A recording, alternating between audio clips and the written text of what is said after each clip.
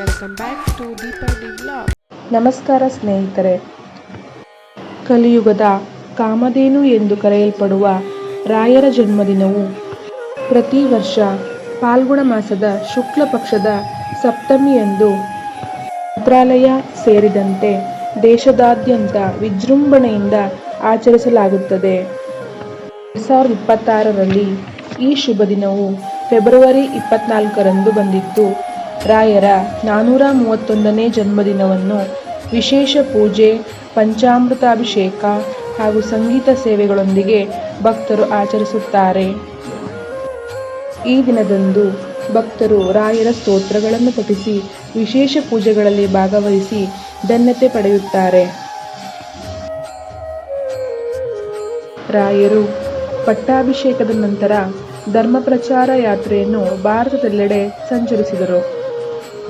ದ್ವೈತ ತತ್ವದ ಉಪದೇಶ, ವೇದ, ಉಪನಿಷತ್, ಗೀತಾ ವಿವರಣೆ, ಶಾಸ್ತ್ರಾರ್ಥ,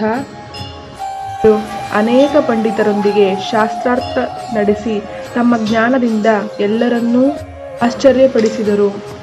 ರಾಯರು 40ಕ್ಕೂ ಹೆಚ್ಚು ಗ್ರಂಥಗಳನ್ನು ರಚಿಸಿದ್ದಾರೆ. ಶ್ರೀಮದ್ ಭಗವದ್ಗೀತೆಯ ಟಿಪ್ಪಣಿ, ಉಪನಿಷತ್ಗಳ ವಿವರಣೆ, ದ್ವೈತ ಸಿದ್ಧಾಂತದ ಗ್ರಂಥಗಳನ್ನು ಬರೆದು ತತ್ವಜ್ಞಾನವನ್ನು ಜನರಿಗೆ ತಲುಪಿಸಿದರು.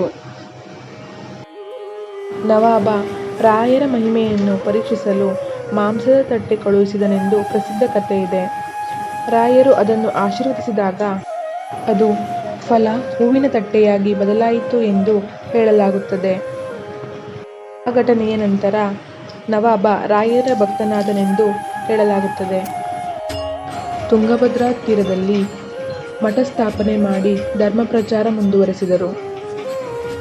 ಪಟ್ಟಾಭಿಷೇಕದಿಂದ ಬೃಂದಾವನದ ಪ್ರವೇಶದವರೆಗೆ ರಾಯರ ಜೀವನ ಸಂಪೂರ್ಣವಾಗಿ ಭಕ್ತಿ, ಜ್ಞಾನ, ಧರ್ಮ, ಸೇವೆ, ಲೋಕಕ್ಷೇಮಕ್ಕಾಗಿ ಅರ್ಪಿತವಾಗಿತ್ತು. ರಾಯರ ಜೀವನವೇ ಒಂದು ದಿವ್ಯ ಯಾತ್ರೆ. ಓಂ ಶ್ರೀ ರಾಘವೇಂದ್ರಾಯ ನಮಃ.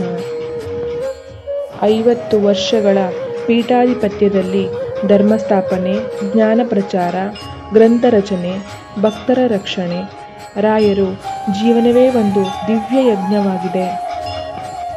ಒಬ್ಬ ಮಹಾನ್ ಜ್ಞಾನಿ, ರಾಮನ ಪರಮ ಭಕ್ತ, ಹರಿ ಸರ್ವೋತ್ತಮ, ವಾಯು ಜೀವೋತ್ತಮ ಎಂಬ ದ್ವೈತ ತತ್ವವೇ ಅವರ ಆರಾಧನೆಯ ಹೃದಯವಾಗಿತ್ತು. ಪ್ರತಿದಿನ ಶ್ರೀಹರಿಯನ್ನು ಆರಾಧಿಸುತ್ತಿದ್ದರು.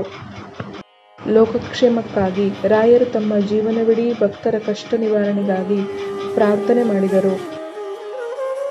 ನಾನು 700 ವರ್ಷಗಳ ಕಾಲ ಭಕ್ತರಿಗೆ ಕೃಪೆ ನೀಡುತ್ತೇನೆ ಎಂದು ಬೃಂದಾವನವನ್ನು ಪ್ರವೇಶಿಸುವ ಮುನ್ನ ರಾಯರು ಹೇಳಿದ್ದಾರೆ. ದೈವದ ಇಚ್ಛೆಯಂತೆ ತಮ್ಮ ಅವತಾರ ಕಾರ್ಯಪೂರ್ಣಗೊಂಡಿತು ಎಂದು ತಿಳಿದು ಸಮಾಧಿ ಪ್ರವೇಶ ಮಾಡಿದರು ಎಂದು ಗುರುಪರಂಪರೆಯಲ್ಲಿ ಹೇಳಲಾಗುತ್ತಿದೆ.